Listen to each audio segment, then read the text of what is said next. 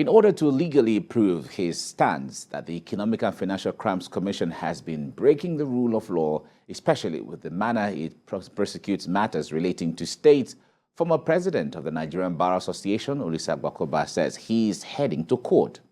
Dr. Agbakoba said he would be praying the court for a declaration on the exact scope of powers of the commission, especially in relation to states of the federation, while maintaining that the EFCC must not, in the fight against corruption, undermine the rule of law. He quoted a very recent decision in which the Supreme Court drastically limited the scope of powers of the EFCC, as he recognized that the EFCC, being very powerful, could not be allowed to run amok. While addressing a press conference on the rule of law in Nigeria today, in Lagos, the senior advocate faulted the anti-graft agency over its recent actions against the Kogi state government, arguing that how a state spends its money should not be the business of the anti-graft agency. And in neighboring Ekiti state, the Southwest Youth Parliament has called on federal and state governments to make the Ministry of Youth a platform for job creation and empowerment. Deputy Speaker, Southwest Youth Parliament, Olumide Fashuba, made the call while addressing journalists in Ado-Ekiti ahead of Southwest Summit, or Youth Summit rather, scheduled to hold in January 2023. The lawmaker says that young persons in the region are appalled by the non-inclusion of youth to lead the ministry, which is created to cater to their well-being. He is of the opinion that anyone above the age of 45 should not be a commissioner or minister of youth and sports development. One of the things we've been clamoring for is majorly, if there is going to be where we want to start a proper engagement, is from the Ministry of Youth. So now this is going to be one of our demands from all the 6 state governors, and part of the communique will be issued out after the summit, that there is a need for youth, useful youth, to head the Ministry of Youth. You cannot call something youth and give it to an elderly person to head. So it must be held by a youthful youth from all the 6 states. The original inhabitants of the nation's capital are demanding the creation of a development commission to address perceived policy inconsistencies. They made this known at the public presentation of a charter of demands they hope to engage office seekers with ahead of the 2023 election. Senior correspondent Jokia Disa reports. A cardinal pronouncement of the General Murtala Mohammed's takeover of government in July 1975 was the relocation of the nation's capital from Lagos to a more centralized location. A decree promulgated on the 4th of February 1976 legally gave birth to the FCT as a no-man's land and the nation's seat of power. This development marked a new twist for the original inhabitants of the FCT, as ownership of land was vested solely in the federal government. Since then, allegations of marginalization and non-inclusion in governance have been the lot of the FCT indigents. To chart a way forward, especially as candidates jostle for citizens' votes ahead of the forthcoming elections, the people of the FCT have now come up with a charter of demands they say, if implemented, will reverse their ordeal. One of such demands is the creation of a development commission.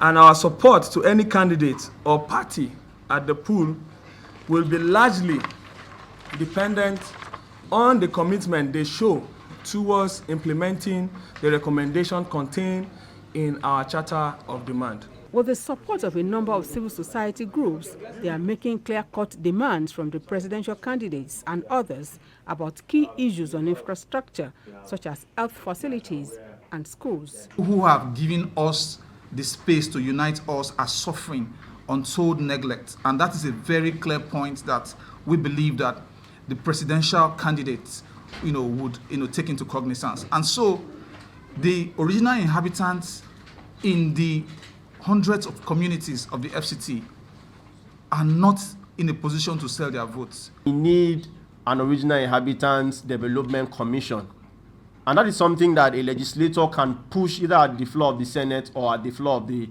House of Representatives to say, let us have this commission, and then begin to lobby his other lawmakers. Among their demands is proposed alteration to the 1999 Constitution as amended to create 3 senatorial seats for the FCT instead of 1, appointment of an indigene of FCT as minister, and the creation of at least 6 federal constituencies for the House of Representatives. Joke Adisa, TVC News, Abuja. In Delta State, the Nigerian Red Cross Society has flagged off the distribution of food items and other relief materials to 1,350 households in 3 worst-hit council areas by the recent flood disaster. Ikenna Amechi has this report. President of the Nigerian Red Cross Society had paid a courtesy call to the secretary to the Delta State government to inform him of their intention to reach out to flood victims in the state. So I think with this that you're doing and the efforts that the government of Delta has also put in, and some private individuals and corporate organizations, we know that we cannot return them to the original position they were before, but at least the response from groups like you and from government, we can see that they are happy. The NGO distributed the food items to the affected victims in Ovrobo community. Our service to humanity has to do with meeting the needs of the vulnerable. Those who have been affected by disasters, health emergencies, displacements, we are there to give them the support and to restore their dignity. So when the flood came up this year, we got into the field to determine the worst hit communities and the worst affected people. That's what informed this donation. We carried out an appeal. What we have received, procured this, and we have brought to the people. Over time, as they just came back, agitation is still there. So receiving this at this time, when they have just come from the different camps, is gone. The flood is also gone back. It will be they will be very happy and excited about it. TVC News crew followed one of the beneficiaries to their home. The family of 3 siblings who are orphans.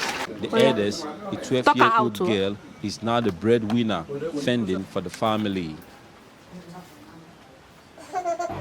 Malanya me job my job masugo mezo no vive mina malaria ora si okumi akoma maizo tebe malaria ora sa yivlo baja komaire e faso na komane vaya me gaga na komaore.